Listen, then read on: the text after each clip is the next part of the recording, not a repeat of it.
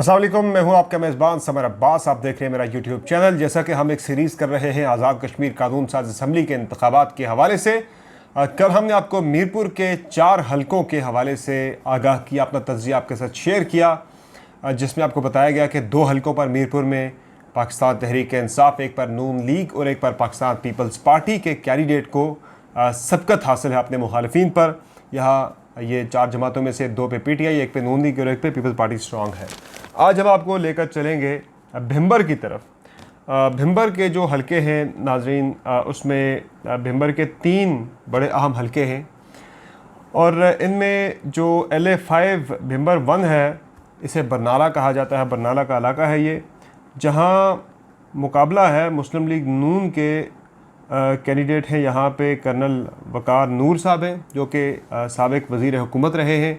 उनका मुकाबला है पाकिस्तान तहरीक इंसाफ के चौधरी अनवारुल हक के साथ, और उनके मुकाबले में है पाकिस्तान पीपल्स पार्टी के चौधरी परवेज़ अशरफ। ये भी साबिक वज़ीर रह चुके हैं और मुस्लिम लीग नून के सदर, मुस्लिम कॉन्फ्रेंस के जो प्रेसिडेंट हैं आज़ाद कश्मीर में, जो सरबराह हैं सरदार अतीक साहब ने जिन्हें सरबराही सौंपी थी, मिर्ज़ा मोहम्मद शफीक जलाल साहब, ये भी एक तगड़े कैंडिडेट हैं। लेकिन यहाँ पे इन चारों कैंडिडेट्स के अंदर मुकाबला तो बहुत सख्त और बड़ा टफ मुकाबला है, लेकिन चौधरी परवेज़ अशरफ जो हैं वो यहाँ लीड पे नज़र आ रहे हैं। वो ये सीट निकालने की पोजीशन में नज़र आ रहे हैं, उन्हें बाकी कैंडिडेट्स पे सबकत हासिल है। LA6 भिंबर 2 समाहनी ये बिल्कुल लाइन ऑफ कंट्रोल के साथ ये हल्का वाक़ है, और इस हल्के में तो चौधरी अली शान सोनी माजी में इंडिपेंडेंट लड़के आते रहे हैं। ये पहली मरतबा है कि वो पार्टी ज्वाइन करके पाकिस्तान तहरीक इंसाफ के प्लेटफॉर्म से इलेक्शन में हिस्सा ले रहे हैं। ये बड़े तगड़े कैंडिडेट रहे जी, इन्हें यहाँ पे हराना बड़ा मुश्किल रहा है। और इनके मुकाबला है यहाँ पे राजा मकसूद अहमद ख़ान, जो कि मुस्लिम लीग नून के कैंडिडेट हैं, और चौधरी इदरीस यहाँ पे पाकिस्तान पीपल्स पार्टी के हैं, और चौधरी खुशनूद जहाँ पे मुस्लिम कॉन्फ्रेंस के कैंडिडेट हैं। और यहाँ पे जो मुकाबला है नाजरीन, वो बड़ा क्लियर है कि चौधरी अली शान सोनी वो एक स्ट्रॉन्गेस्ट कैंडिडेट हैं इन चारों में, और ज़्यादा कभी इम्कान यही है कि चौधरी अली शान सोनी ये सीट निकाल सकते हैं। बाकी यहाँ पे प्रोफेसर फ़खरुद्दीन अहमद साहब हैं जमात इस्लामी से, चौधरी मोहम्मद रज़ाक साहब हैं आज़ाद, महबूब हुसैन एडवोकेट साहब हैं अवामी तहरीक से, ग़ुलाम कादरी तुफ़ैल साहब जो हैं वो तहरीक लब्बैक से यहाँ पे इलेक्शन कॉन्टेस्ट कर रहे हैं। और इंटरेस्टिंग चीज़ जो मैंने कल भी आपके साथ शेयर की थी कि पीपल्स पार्टी, मुस्लिम लीग नून और तीसरी बड़ी जमात मुस्लिम कॉन्फ्रेंस, इन जमातों के अलावा पहली मरतबा आज़ाद कश्मीर के इंतखाबात के अंदर हमें तहरीक लब्बैक, जो कि पहली मरतबा ही आ रही है और पूरे ज़ोर शोर के साथ आ रही है, पूरी स्ट्रेंथ के साथ आ रही है। यानी कि कोई हल्का छोड़ा नहीं उन्होंने जहाँ पे उन्होंने अपना कैंडिडेट फील्ड ना किया हो, और कोई पता नहीं कोई अपसेट भी वो यहाँ पे कर सकते हैं और कोई सीट भी शायद वो निकाले। लेकिन फ़िलहाल जो कैंडिडेट्स हम देख रहे हैं, चूँकि आज़ाद कश्मीर के जो इंतखाबात हैं, इलेक्शन है, ये बरादरियों की बेसिस पे होता है। पार्टीज़ अपने स्ट्रॉन्गेस्ट जो बरादरी का बंदा होता है, जिसके बरादरी का वोट बैंक ज़्यादा होता है, उसको टिकट देना प्रेफर करती हैं PTI जैसी जमातें। बाकी जमातों में तो कुछ हमें नज़र आ रहा है कि पुराने लोग भी मौजूद हैं, लेकिन ये काम मुस्लिम लीग नून ने भी किया था और बड़े सक्सेसफुल रही थी आज से 5 साल पहले। अच्छा, अब जो नेक्स्ट हल्का है वो है LA7 भिंबर 3। ये वो कॉन्स्टिट्यूंसी है जहाँ सबसे टफ मुकाबला देखने को मिलेगा, मैं जिस पे सबकी नज़रें लगी हुई हैं। यहाँ पे आज़ाद कश्मीर हुकूमत के साबिक सीनियर वज़ीर चौधरी तारिक फ़ारूक का मुकाबला है साबिक स्पीकर, साबिक डिप्टी स्पीकर जो हैं चौधरी अनवारुल हक साहब, साबिक स्पीकर हैं चौधरी अनवारुल हक के साथ इनका मुकाबला है। बड़े टफ ये कैंडिडेट हैं दोनों, और इनके दरमियान बड़ा सख्त मुकाबला है। यहाँ पे पीपल्स पार्टी के उम्मीदवार अनीस कश्मीरी एडवोकेट हैं, जबकि राजा ताहिर इकबाल यहाँ पे मुस्लिम कॉन्फ्रेंस के उम्मीदवार हैं। यहाँ पे अगर देखा जाए तो जमात इस्लामी के राजा रियाज़ अहमद मिर्ज़ा हैं, डॉक्टर नामुल हक आज़ाद हैं, कारी मोहम्मद ज़ुबैर तहरीक लब्बैक के कैंडिडेट हैं, साइमा मुख्तार अवामी इत्तेहाद, अली मोहम्मद अली अख्तर जो हैं ये नेशनल अलायंस के यहाँ पे कैंडिडेट हैं, नेशनलिस्ट हैं यहाँ पे। लेकिन इस हल्के के अंदर भी जो भिंबर सिटी है, यहाँ पर कोई शक नहीं कि मुकाबला इंतहाई टफ मुकाबला है। लेकिन यहाँ पे किसी हद तक देखा जाए तो तारिक फ़ारूक साहब के मुकाबले में चौधरी अनवारुल हक को बरतरी हासिल है, वो थोड़ा आगे जा रहे हैं, वो ये सीट निकाल सकते हैं। मुकाबला वो यहाँ पे टफ़ कंपटीशन होने जा रहा है।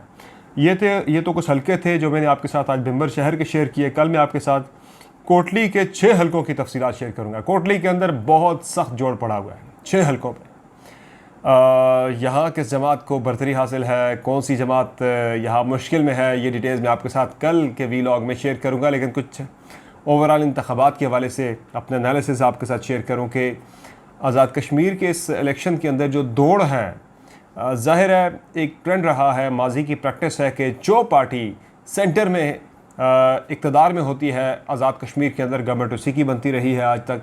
और इस मरतबा पाकिस्तान तहरीक इंसाफ पर उम्मीद है कि गवर्नमेंट उनकी बनेगी आज़ाद कश्मीर के अंदर। यही वजह है कि आपने कल की वीडियो में मैंने आपको दिखाया था कि अली अमीन गंडापुर साहब जो है वो मरकज़ के फंड्स जो हैं वो दिल खोल के वहाँ खुलेआम नोटों की गड्डियाँ बांट रहे हैं वोटर्स के अंदर कि अपनी सड़कें पक्की करें, बाकी काम करवाएं। बहरहाल ये वोटों की ख़रीद के ज़ुमरे में आता है, इंतखाबी ज़ाब्ता अखलाकी खिलाफ वर्जी है। लेकिन ज़ाहिर है हमारा आज़ाद कश्मीर का इलेक्शन कमीशन जो है वो इतना ताकतवर नहीं है कि वो अली अमीन गंडापुर जैसे ताकतवर वफाकी वज़ीर के ख़िलाफ़ एक्शन ले सके। हालांकि आइन कानून ताकत देता है, लेकिन ज़ाहिर है जो सीट पे बंदे बैठे हैं वो इतने ताकतवर नहीं, उन्हें नज़र आ रहा है कि आगे PTI की गवर्नमेंट आ जाएगी आज़ाद कश्मीर में तो हमारे लिए मुश्किलात पैदा हो सकती हैं, तो इसलिए वो कोई ऐसा ख़तरा मोल लेने के लिए तैयार नहीं है।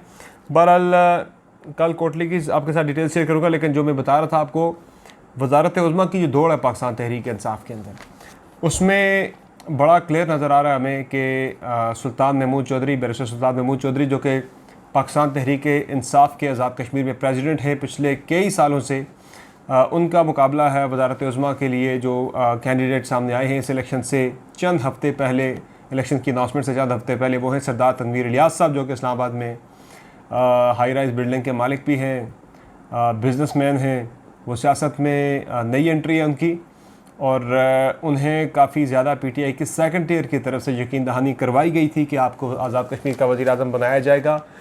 उन पर काफ़ी ज़्यादा ज़ोर दिया गया, काफ़ी इन्वेस्टमेंट हुई उनके ऊपर, या उन्होंने इन्वेस्टमेंट की है कहीं पे। बहरहाल ये डिटेल्स तो बाद में खुलेंगी वक्त के साथ साथ। लेकिन मेन चीज़ ये हुई अब कि सरदार तनवीर इलियास साहब के हवाले से कुछ वीडियोज़, कुछ स्कैंडल उनके हवाले से सामने आ गए हैं मुबैना तौर पर, जो उन पर इल्ज़ामात लगे हैं, जो उनके ख़िलाफ़ पर्चा भी FIA में हुआ है। कल मैं उस पर पूरी डिटेल्स के साथ एक वीलॉग आपके सामने रखूँगा कि ये केस है क्या।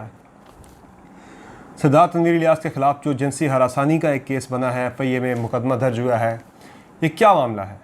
इससे पहले भी उनके हवाले से कुछ इस तरह की चीज़ें सामने आई थी।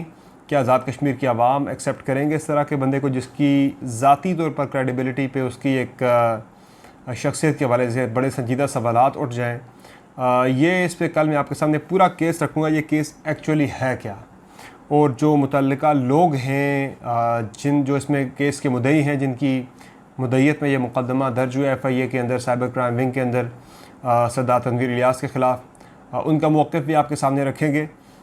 लेकिन इंटरेस्टिंग चीज़ ये हुई है कि एक रोज़ पहले चौधरी बैरिस्टर सुल्तान महमूद चौधरी जो हैं, उनकी प्राइम मिनिस्टर इमरान खान के साथ मुलाकात हुई है, और उनके करीबी ज़रा ये बताते हैं कि मुलाकात जो है बड़ी ज़बरदस्त मुलाकात थी। और इमरान खान साहब ने बैरिस्टर सुल्तान महमूद चौधरी को बड़ा क्लियरली कहा है कि आप पार्टी के प्रेसिडेंट हैं आज़ाद कश्मीर के अंदर, आप खुल के जाके वहाँ कैंपेन करें और किसी भी किस्म की अफवाहों पे कान ना धरें। पार्टी के प्रेसिडेंट आप हैं, आप लीड करें वहाँ कैंपेन को जाके। हालांकि यहाँ से जो सेकंड टियर है PTI की, जिसमें अली अमीन गंडापुर, सैफुल्लाह नियाज़ी, आमिर कियानी, दीगर जो कुछ लोग हैं, और कुछ और लोग भी हैं जिनके नाम नहीं लिए जा सकते, वो भी सरदार तनवीर इलियास साहब को भरपूर तौर पे सपोर्ट कर रहे थे, पिच कर रहे थे आज़ाद कश्मीर के प्राइम मिनिस्टर के लिए। लेकिन अब उनके लिए थोड़ी मुश्किलात पैदा होना शुरू हो गई हैं। इस ऐसे में इमरान खान साहब का अली अमीन गंडापुर के हमरा बनीगाला में बुलाकर सुल्तान महमूद चौधरी को ये कहना, उन्हें ये बावर कराना कि आप ही प्रेसिडेंट हैं पार्टी के, आप ही जाके कैंपेन को लीड करें, थोड़ा सा ज़रा जो सुल्तान महमूद चौधरी मायूस थे कि उन्हें इलेक्शन कैंपेन की जो कमेटी है उसमें भी नहीं रखा गया, बल्कि सरदार तनवीर इलियास को रखा गया उस कमेटी में, ख्वाजा फारूक को रखा गया, अब्दुल क़य्यूम नियाज़ी को रखा गया। पार्टी प्रेसिडेंट होते हुए कमेटी में उनका ना होना उनके लिए बड़ा बायस तशवीश था। तो इमरान खान ने उनके खदशात जो हैं वो दूर कर दिए हैं, और उनके करीबी ज़रा ये बता रहे हैं कि वो बड़े कॉन्फिडेंट हैं कि वही प्राइम मिनिस्टरशिप के कैंडिडेट होंगे, PTI जीतती है आज़ाद कश्मीर के अंदर। तो ये मुलाकात बड़ी इंपॉर्टेंट है जी, ऐसे सिनेरियो में कि जब जो उनके जो मुखालिफ कैंडिडेट है प्राइम मिनिस्टरशिप के सरदार तनवीर इलियास, उनके हवाले से कुछ स्कैंडल सामने आ गए हैं, वो स्कैंडल्स की जद में आ गए हैं। बड़े ऐसे वाक़यात हुए हैं जी, बड़े ऐसे वाक़यात मौजूद हैं आपके सामने। मखदूम शहाबुद्दीन साहब वज़ीर आज़म बनते बनते रह गए थे जब यूसुफ रज़ा गिलानी साहब को नाअहल करार दे दिया था सुप्रीम कोर्ट ऑफ पाकिस्तान ने। तो उनके बाद फिर राजा परवेज़ अशरफ साहब प्राइम मिनिस्टर बने थे। तो उस वक़्त क्या हुआ था कि एक रात पहले तक मखदूम शहाबुद्दीन साहब पाकिस्तान के प्राइम मिनिस्टर थे, लेकिन एकदम से एफिड्रीन केस में उनके ख़िलाफ़ छापे पड़ना शुरू हो गए, रेड्स होना शुरू हो गई और 24 घंटे के अंदर बाजी पूरी पलट गई थी। इसी तरह से कुछ नहीं कहा जा सकता। आखिरी दिन तक, आखिरी लम्हे तक कोई पता नहीं इमरान खान साहब कोई सरप्राइज़ भी आज़ाद कश्मीर के अंदर दे दे, उस्मान बुज़दार जैसा, महमूद खान जैसा या फिर खालिद खुर्शीद जैसा, ये इसका कभी इम्कान मौजूद है। और करीबी ज़राए भी यही बताते हैं PTI के कि ऐसा कुछ हो सकता है आज़ाद कश्मीर के अंदर के जो लोग उम्मीद लगाए बैठे हैं वो उम्मीद लगाए बैठे रहें और प्राइम मिनिस्टरशिप कोई और ले उड़े। बहरहाल इस वक्त आज़ाद कश्मीर के अंदर जो सियासी माहौल है वो बड़ा टेंस है, पॉलिटिकल टेम्परेचर जो है वो काफ़ी ऊपर जा चुका है। चूँकि पाकिस्तान की बड़ी सियासी जमातों ने, पीपल्स पार्टी, मुस्लिम लीग नून और पाकिस्तान तहरीक इंसाफ ने आज़ाद कश्मीर को सियासी बैटल फील्ड बना रखा है और वहाँ से एक दूसरे के ऊपर फायरिंग हो रही है, बड़ी सख्त किस्म की लफ्जी गोलाबारी हो रही है। बिलावल भुट्टो जरदारी ने तो अपनी पूरी जो तोपों का रुख है वो मुस्लिम लीग नून की तरफ मोड़ा हुआ है। जिस तरह से मरीम नवाज साहबा को कल तनकीद का निशाना बनाया, आज भी बनाया कि जो बिल्ली है और शेर का जो उन्होंने इसमें मवाजना दिया कि शेर जो है वो अपने लोगों में रहता है, वो भाग के दूर नहीं चला जाता, तो इस तरह तो बिल्ली दूर भाग जाती है। तो वो ज़ाहिर हिट तो मुस्लिम लीग नून को कर रहे थे।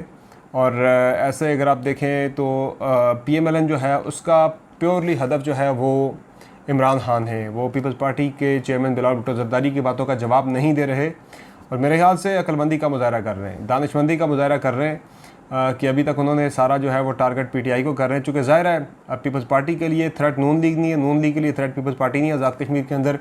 अलबत्ता दोनों के लिए थ्रेट जो है मुश्तरका वो है पाकिस्तान तहरीक इंसाफ। अगर ये दोनों जमातें मिल जाती हैं तो फिर PTI को आज़ाद कश्मीर के अंदर टफ़ टाइम दे सकती हैं। चूँकि अब तक की जो असेसमेंट है रफली अगर रखा जाए तो 16-17 सीटें या 18 सीटें बनती हैं PTI की। अब तक इतनी सीटों पे PTI स्ट्रॉन्ग है। 10 से 11 सीटों पे, 12 सीटों पे पीपल्स पार्टी है और 7 से 9 सीटों पे मुस्लिम लीग नून जो है वो हमें स्ट्रॉन्ग नज़र आ रही है।